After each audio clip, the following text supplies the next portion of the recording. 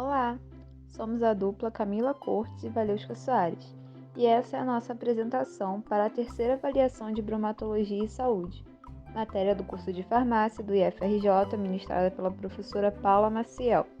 O tema dessa avaliação são alimentos para fins especiais, e o alimento escolhido pela nossa dupla é a gelatina zero açúcar. Segundo a Portaria 29 de janeiro de 98, alimento para fim especial são os alimentos especialmente formulados ou processados nos quais se introduzem modificações no conteúdo de nutrientes, adequados à utilização em dietas diferenciadas e ou opcionais, atendendo às necessidades de pessoas com condições metabólicas e fisiológicas especiais.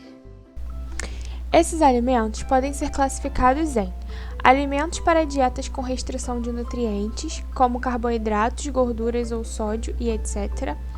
Alimentos para ingestão controlada de nutrientes, como os alimentos para controle de peso, alimentos para praticantes de atividade física ou, como no caso do alimento escolhido pela nossa dupla, alimentos para dietas de ingestão controlada de açúcares, entre outros. Alimentos para grupos populacionais específicos, como os alimentos de transição para lactentes e crianças de primeira infância, fórmulas infantis, alimentos para idosos, entre outros alimentos destinados aos demais grupos populacionais específicos. Os alimentos zero são isentos de algum nutriente comparados com a versão tradicional. No caso do nosso trabalho, é zero açúcar.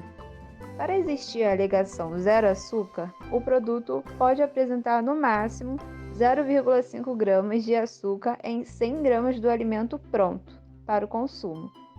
A gelatina zero é uma opção de alimento bastante consumida, inclusive por mim, pois é de fácil preparo, saborosa e de baixa caloria. A marca diz: as gelatinas Low Sugar Plus são adoçadas a partir de componentes extraídos da folha da estévia, combinando prazer e sabor para quem não abre mão de uma alimentação naturalmente leve e saudável. São isentas de açúcar. Quando comparadas com gelatinas normais, possuem uma redução calórica de 74% e são aprovadas pela ANAD, a Associação Nacional de Atenção ao Diabetes. Sendo assim, podem ser consumidas por todos, mas seu público-alvo costumam ser pessoas que por algum motivo não podem consumir açúcar, como pessoas portadoras de diabetes, com predisposição a desenvolver a doença ou até mesmo pessoas que evitam o consumo excessivo de açúcar em sua dieta. A lista de ingredientes de um produto deve estar presente em seu rótulo, organizada de modo decrescente de quantidade. Ou seja, os ingredientes que são citados primeiro estão em maior quantidade. A lista de ingredientes da gelatina zero é composta por gelatina, polpa desidratada de uva, sal, vitamina C, acidulante e ácido fumárico, aroma idêntico ao natural de uva, edulcorantes artificiais, ciclamato de sódio, sacarina sódica e naturais, glicosídeo de esteviol, estabilizantes, citrato de sódio e corantes artificiais. Em seu rótulo, a marca ainda informa que não possui glúten e que pode conter derivado de soja. A rotulagem nutricional facilita ao consumidor conhecer as propriedades nutricionais dos alimentos, contribuindo para um consumo adequado dos mesmos. Ela compreende a declaração de valor energético e nutrientes e declaração de propriedades nutricionais.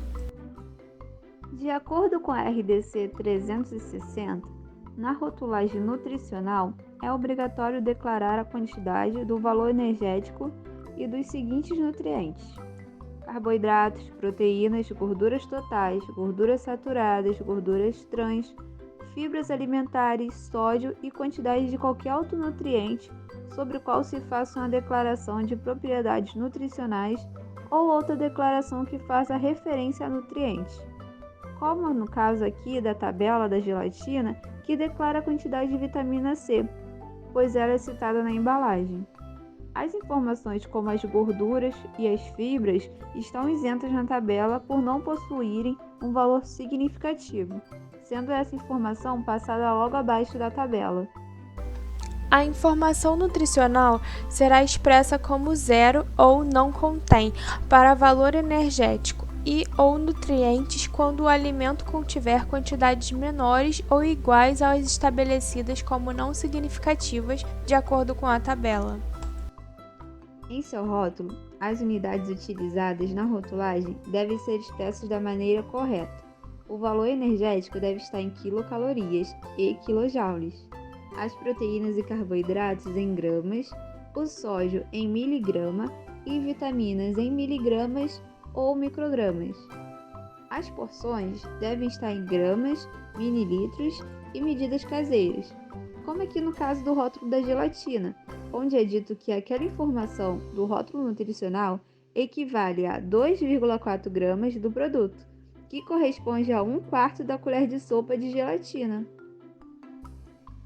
Ainda segundo a portaria número 29 de 13 de janeiro de 98, no painel principal devem constar a designação do alimento de acordo com a legislação específica, seguida da finalidade a que se destina em letras da mesma cor e tamanho, e isso segue na gelatina, pois na frente da embalagem consta a informação: pó para gelatina para dietas de ingestão controlada de açúcar, sabor uva.